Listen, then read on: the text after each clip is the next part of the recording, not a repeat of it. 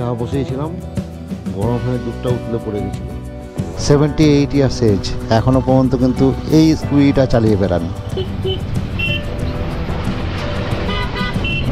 আমরা ওই দেখো ওই দিক দিয়ে আসছি, ওই যে গাড়ি দেখা যাচ্ছে। ওয়েলকাম টু মৌসিনরাম, এই যেখানে লেখা যায় দেখো। একদম ঘন জঙ্গলের মধ্যে দিয়ে চলছি কিন্তু আমরা। আমি এখন আছি সেলা ব্রিজের উপরে। জিজ্ঞেস করলাম গাড়ি নিয়ে যাওয়া যাবে কিনা। নদীর রাস্তাটা দেখো, জলের উপর দিয়ে রাস্তা। এই যে একটা গাড়ি আসছে, জলে দেওয়া আছে, জুতো জ্যাকেট সমস্ত কিছু ভিজে গেছে। গুড মর্নিং বন্ধুরা। আমরা কালকেও কিন্তু পৌঁছাতে পারিনি মৌসিনরাম। সকালবেলা 6-7 ছিল টেম্পারেচার, ঠান্ডা ছিল ভালো, কুয়াশাও পড়েছিল খুব। আমি 5:30টার সময় উঠেছিলাম, উঠে ফ্রেশ হয়ে আবার ঢুকে যাই টেন্টে। ঠান্ডা লাগছিল, তাই ঘন্টাখানেক টেন্টের মধ্যে থেকে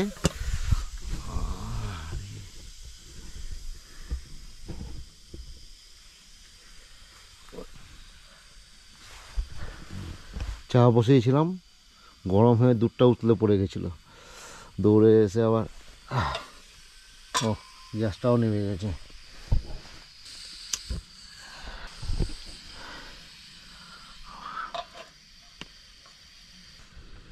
জয়ন্তী উঠে শুধু ব্রাশটা করে আবার টেন্টের মধ্যে ঢুকে পড়েছে ঠান্ডার জন্য। বাবুদা কেবলই উঠেছে, উঠে একটু বাইরে হাঁটাহাঁটি করছে। আমি সকালে একটা বস্তা নিয়ে এসেছিলাম এখানে দেওয়ার জন্য, কারণ দেখছো কত পরিমাণে জল এখানে জমে আছে।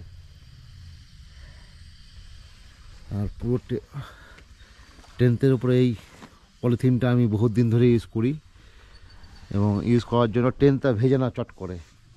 এখানকার লোকেরা ভাষা কি বলছে কিছু বোঝা যাচ্ছে না, কিন্তু আমরা আইডিয়াতেই চলছি। আর ওনারাও কিন্তু আমাদের সঙ্গে ঠিক ওরকমভাবেই মিশে গেছে। তো চাটা তৈরি করে নিই, তারপরে চাটা খাই, খেয়ে বেরিয়ে যাবো এখন মৌসিনরামের দিকে। আবার মেঘলা হয়ে গেল।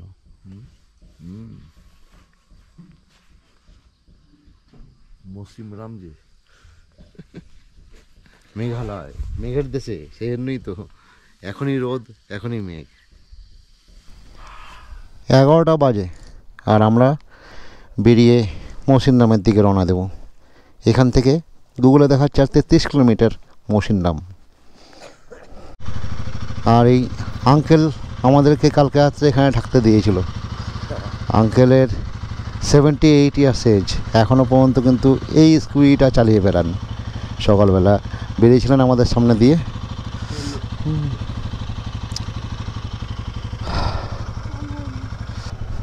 ওঠেন দাদা, ওঠেন।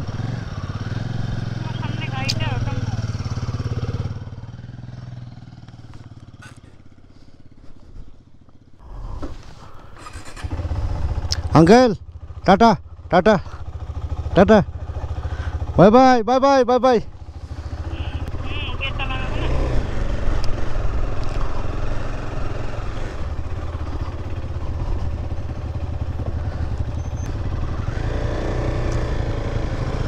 हर हर महादेव, बम बम भोले बम बम भोले बम बम भोले। जय शिव शंभु भोलेनाथ সবার সাথে থেকো। বন্ধুরা, চতুর্থ দিনের রাইড আমরা শুরু করে দিয়েছি। 11:30 প্রায় বাজে, 11:34। কিছু করণীয় নাই, সমস্ত কিছু গুছোতে প্যাক করে সব ঠিকঠাক করে গাড়িতে লাগাতে, চা বানিয়ে খাওয়া, তারপরে নিজেদের রেডি হয়ে বেরানো, যত সময় লাগবেই।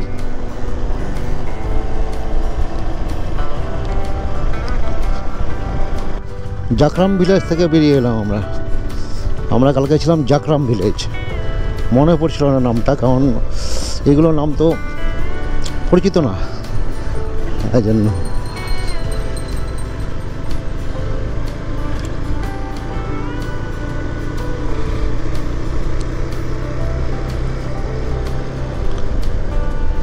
ও হো, আঙ্কেল পান খাওয়াতে চেয়েছিল, পানটা খাওয়া হলো না। তো বন্ধুরা, কেমন লাগছে আমার চ্যানেল? অবশ্যই সাবস্ক্রাইব করো। মাস্টার বাইকার মালদা ইউটিউবে গিয়ে আমার চ্যানেলটা সাবস্ক্রাইব করো, বন্ধুদের শেয়ার করো, অবশ্যই একটা লাইক আর কমেন্ট দিও। তোমাদের বন্ধু এবার প্রথম বাংলায় ব্লগ করতে চলেছে।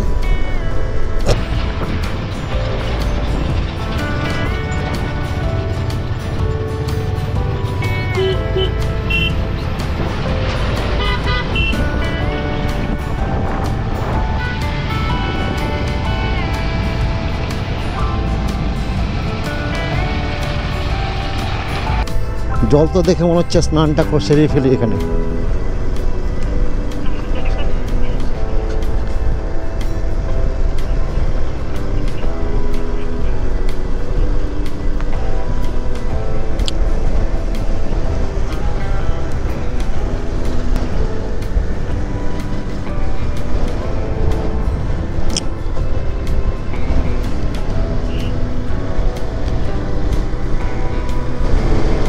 আর এখানকার ল্যান্ডস্কেপটা একবার দেখো কেমন লাগছে।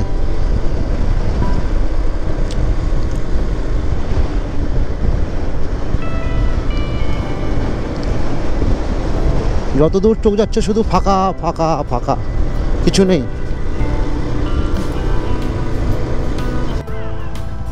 চেরাপুঞ্জি থেকে আসছো তারা এই রাস্তা দিয়ে এসে মৌসিনরাম যেতে হবে।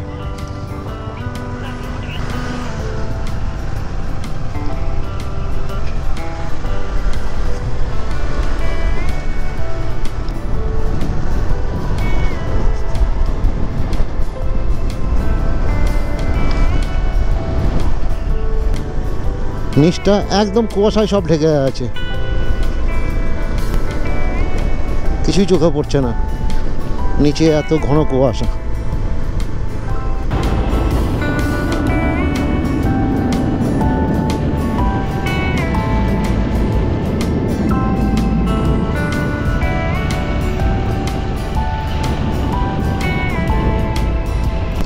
আর আগের পাহাড়টার চেহারা দেখো কেমন লাগছে।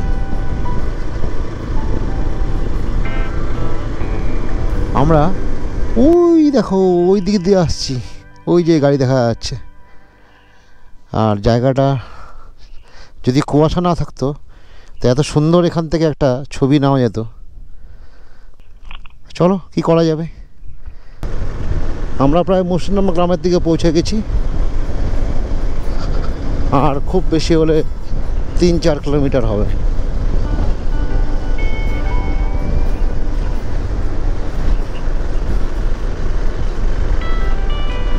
অনেকগুলো ফলস পেরিয়ে এলাম, যেগুলোতে কিন্তু এখন জল নেই একদম। ফলসের জল দেখতে হলে অবশ্যই আসতে হবে বর্ষার সময়, নভেম্বরের আগে। জানুয়ারি ফেব্রুয়ারিতে তো জল থাকবেই না, কারণ এগুলো বৃষ্টি থেকেই তৈরি হয়, ফলসগুলো বৃষ্টির জল দিয়ে তৈরি।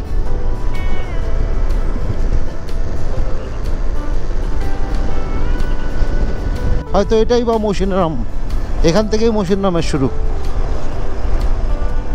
পৃথিবীর সব থেকে বেশি বৃষ্টিপাত এখানেই হয়।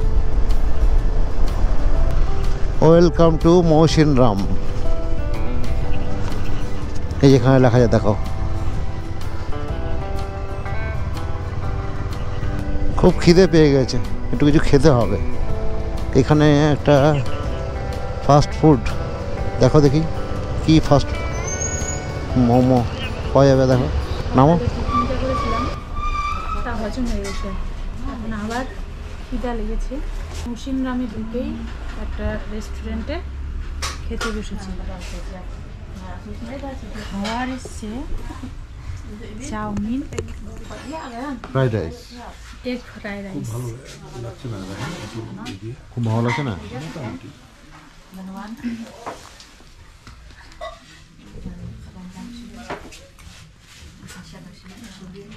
ডালিয়ার মতো দেখতে লাগছে। ভালো দেশি দেশি চাল। চলুন এখন টিফিনটা করে নিই। এখন সেলা ব্রিজ, সেলা হ্যাঙ্গিং ব্রিজ ভিউ পয়েন্টের দিকে আমরা যাব।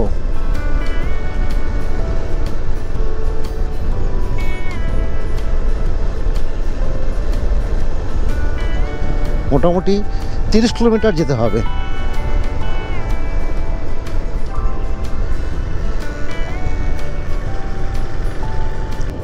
আমরা চললাম সেলা ব্রিজের দিকে।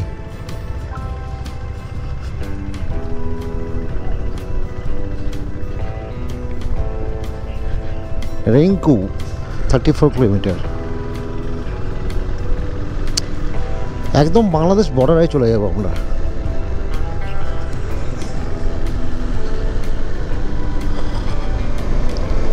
মহসিন নামে এসে শুধু ওয়াটারফল আর কেপ ছাড়া তো কিছু দেখার নেই। তো একটাও ওয়াটারফলে কিন্তু জল নেই। এই ফেব্রুয়ারি মাসে যারা আসবে তারা কিন্তু জল একদম দেখতে পাবে না। আমি সেজন্য এখন যাচ্ছি সেলা ব্রিজ, সেলা hanging bridge.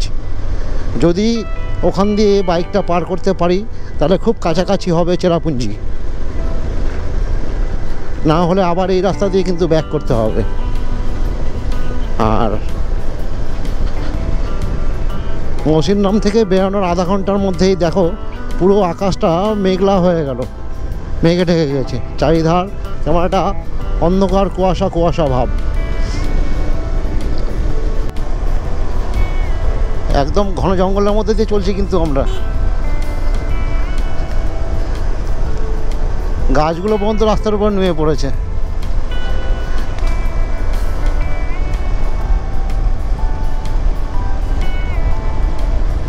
Adventure adventure adventure করার জন্য কোথায় চলে এলাম আমরা। মহসিন নাম থেকে মোটামুটি 20-21 কিলোমিটার চলে এলাম। দেখতে যাবো বলে এমন একটা রাস্তায় এসে পড়েছি, পুরোটা রাস্তা এদিক দিয়ে নেমে আসলাম। নেমে আস্তে আস্তে দেখো আমার অবস্থা, এখনো মনে হচ্ছে গা কাঁপছে। এই যে ঘেমে নে আর এই দেখ ঘাম পড়ছে, গরমে ঘেমে গেছি, জ্যাকেট ফ্যাকেট সব খুলে দিয়ে দাঁড়িয়ে আছি। বাবু দাও তাই, হ্যাঁ দুটো বিস্টকে নামানো 4টেখানেক ব্যাপার, 200 কেজি 175 কেজি। ওহ না না, এটা 200 তারপরে এখন সবারই গরমে ঘাম এখান থেকে বেরোবো, বেরিয়ে ওই যে সামনে দেখা যাচ্ছে টার্ম্যাক রোড, ওই টার্ম্যাক রোড উঠবো, ওই রোড ধরে 5 কিলোমিটার গেলেই হ্যাঙ্গিং ব্রিজ পৌঁছে যাব। তো চলো আগে বেরোই। একটু জল টল খাই, তারপরে এখান থেকে বেরোই। যদি রাস্তাটা খুঁজে পেয়ে গেছি।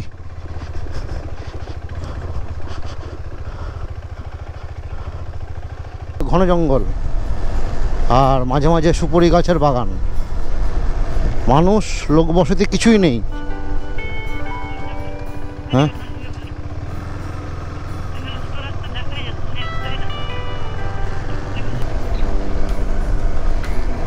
আমরা কিন্তু একদম নদীর খুব কাছে চলে এসেছি, কারণ পাশেই নদী।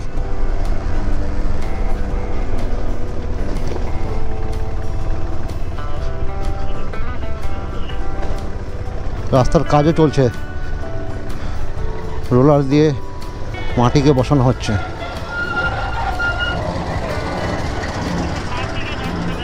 এখান থেকে বাদিকে ওই যে ওখান থেকে কাটতে হবে।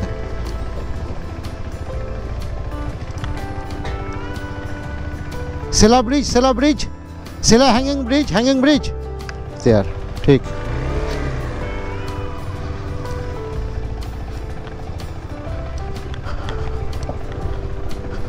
ওই যে দেখতে পাচ্ছ ওটা হচ্ছে সেলা ব্রিজের মাথা।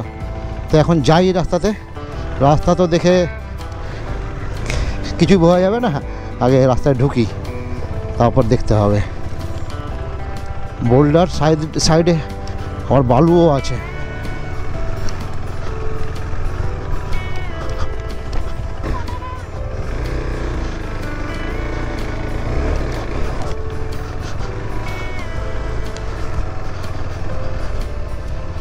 এই হলো সেই সেলা হ্যাঙ্গিং ব্রিজ।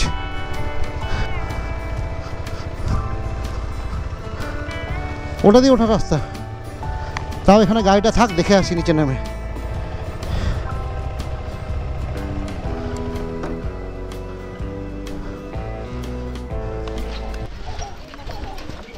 আমি এখন আছি সেলা ব্রিজের উপরে। জিজ্ঞেস করলাম গাড়ি নিয়ে যাওয়া যাবে কি না, তো গাড়ি নিয়ে এপার থেকে ওপরে যাওয়া যাবে, কিন্তু ওখান থেকে স্টেপ আছে, সিঁড়ি, সেই জন্য গাড়ি পার মানে উপরে ওঠানো যাবে না। আমাদের ওইখান দিয়ে একটা রাস্তা আছে নদীর মধ্যে দিয়ে, অল্টো বোলেরো সব পার হয়, সেটা দিয়ে পার হতে বললেন। দেখছি কি করা যাবে, আগে একটু এই জায়গাটা একটু মজাটা নিই। আর নিচের জল এত পরিষ্কার যে সমস্ত পাথর কিন্তু চকচক করছে, দেখা যাচ্ছে নিচে।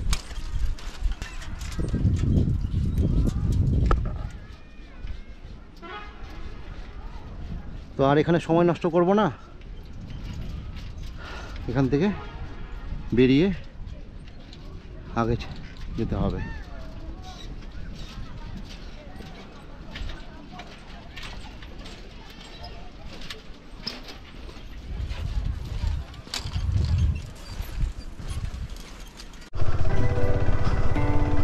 আমরা কিন্তু নদীর পাড় দিয়ে চলছি, কারণ গাড়িটাকে এবার নদী দিয়ে পার করতে হবে চেরাপুঞ্জি যেতে, না হলে ব্যাক করে যেতে হবে 35 কিলোমিটার মৌসিনরাম।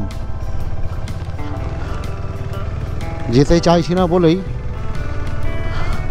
এই রাস্তাটা নিয়ে ফেললাম।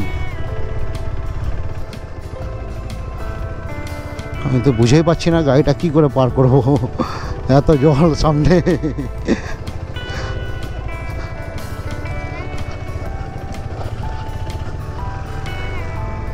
চল একটু আগে যাই, তারপর দেখি কি করা যায়। সেলা ব্রিজ থেকে এগিয়ে চলে এসেছি নদী পার হওয়ার জন্য। এই নদী পার হলে নাকি চেরাপুঞ্জি, তাই নদীর ধারে বাইক নিয়ে দাঁড় করিয়ে রেখেছি। নদীর রাস্তাটা দেখুন, জলের উপর দিয়ে রাস্তা। এই যে একটা গাড়ি আসছে, এই জলের মধ্যে দিয়ে গাড়িটাকে পার করতে হবে। লাদাখে যেমন পাগলান নালা ছিল, এখানে হচ্ছে একটা নদীটাকেই এখানে একটা নালার মতো বানিয়েছে, যেটা দিয়ে আমাদেরকে পার হয়ে যেতে হবে গাড়ি নিয়ে।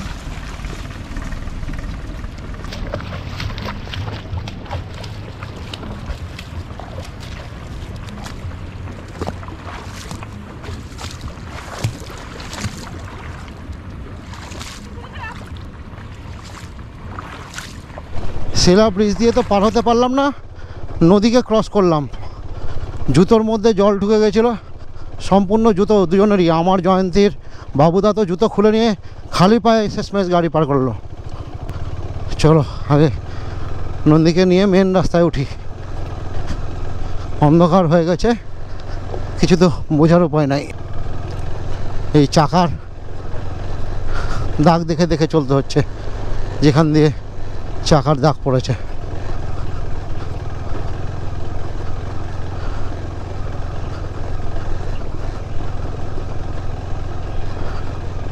সেলা হ্যাঙ্গিং ব্রিজ ক্রস করে, নদী ক্রস করে, নদীর জলে হাবু ঢুকে তারপরে অবশেষে এসে আমরা পৌঁছেছি এখন চেরাপুঞ্জির রাস্তায়, স্টিভেন হোমস্টে। এই আমাদের দুটো বাইক এখানে রাখা আছে, সামনের রুমটাই আমাদের থাকার জায়গা। ফ্রেশ হলাম, ফ্রেশ হয়ে সমস্ত কিছু ভিজে গেছে নদীর জলে, সব শুকো দেওয়া আছে এখানে, জুতো, জ্যাকেট, সমস্ত কিছু ভিজে গেছে। কতটা শুকোবে জানি না, কালকে রোদ্রে দেখ শুকিয়ে তারপরে এখান থেকে বেরোবো। এখন আপাতত আমাদের রান্নার ব্যবস্থা চলছে। বাবুদা ওখানে সবজি কাটছে, মিক্স ভেজ রান্না হবে, সমস্ত কিছু আছে, আলু, পেঁয়াজ, লাউ,